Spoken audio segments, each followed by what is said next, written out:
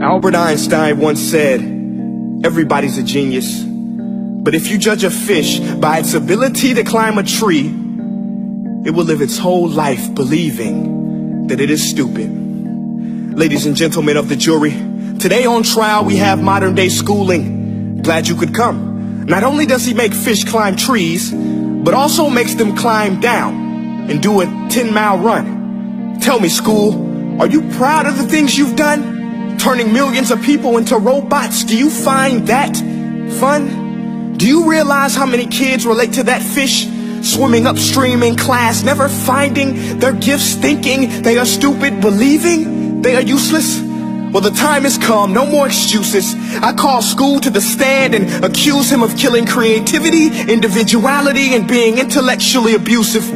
He's an ancient institution that has outlived his usage. So, Your Honor, this concludes my opening statement, and if I may present the evidence of my case, I will prove it. Proceed. Exhibit A.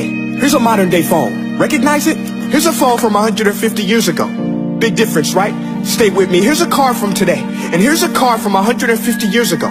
Big difference, right? Well, get this. Here's a classroom of today, and here's a class we used 150 years ago. Now ain't that a shame? In literally more than a century, nothing has changed.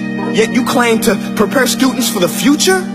But with evidence like that, I must ask, do you prepare students for the future or the past? I did a background check on you and let the record show that you were made to train people to work in factories, which explains why you put students in straight rows, nice and neat, tell them sit still, raise your hand if you want to speak, give them a short break to eat, and for 8 hours a day tell them what to think. Oh, and make them compete to get an A letter which determines product quality, hence grade A of meat. I get it. Back then, times were different. We all have a past. I myself am no Gandhi. But today, we don't need to make robot zombies. The world has progressed. And now we need people who think creatively, innovatively, critically, independently, with the ability to connect. See, every scientist will tell you that no two brains are the same. And every parent with 2 or more children will confirm that claim. So please explain why you treat students like cookie cutter frames or snapback hats, giving them this one-size-fits-all crap. Watch your language. Sorry, Your Honor, but if a doctor prescribed the exact same medicine to all of his patients, the results will be tragic. So many people will get sick, yet when it comes to school, this is exactly what happens. This educational malpractice, where one teacher stands in front of 20 kids, each one having different strengths, different needs, different gifts, different dreams, and you teach the same thing the same way? That's horrific. Ladies and gentlemen, the defendant should not be acquitted. This may be one of the worst criminal offenses ever to be committed. And let's mention the way you treat your employees. Objection. Overruled. I want to hear this. It's a shame. I mean, teachers have the most important job on the planet, yet they're underpaid? No wonder so many students are short-changed. Let's be honest.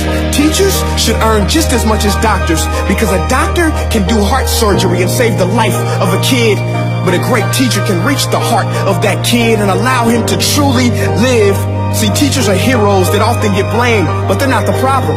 They work in a system without many options or rights. Curriculums are created by policymakers, most of which have never taught a day in their life. Just obsessed with standardized tests. They think bubbling in a multiple choice question will determine success. That's outlandish. In fact, these tests are too cruel to be used and should be abandoned, but don't take my word for it. Take Frederick J. Kelly, the man who invented standardized testing, who said, and I quote, "These tests are too cruel to be used and should be abandoned." Ladies and gentlemen of the jury, if we continue down this road, the results will be lethal. I don't have much faith in school, but I do have faith in people. And if we can customize healthcare, cars, and Facebook pages, then it is our duty to do the same for education, to upgrade and change and do away with school spirit, because that's useless.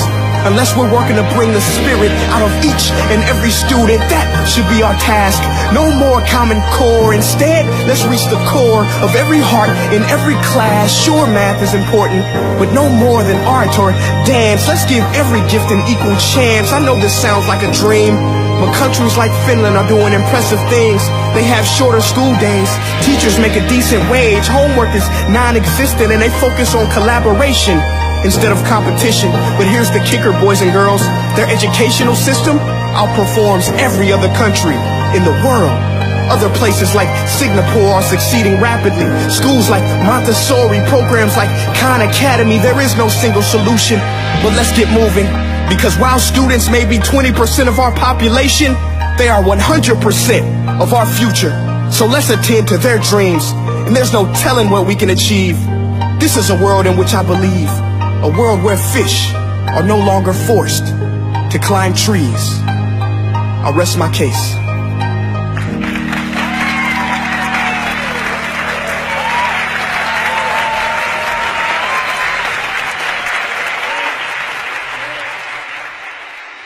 Hey guys, my name is Prince EA, and I want to say thank you so much for watching my video. But now, I want to know what you think. How can we together create a more efficient, effective, and just better future of learning? I want you to visit nestday.com/preorder the future and share your thoughts and ideas on the topic. Peace.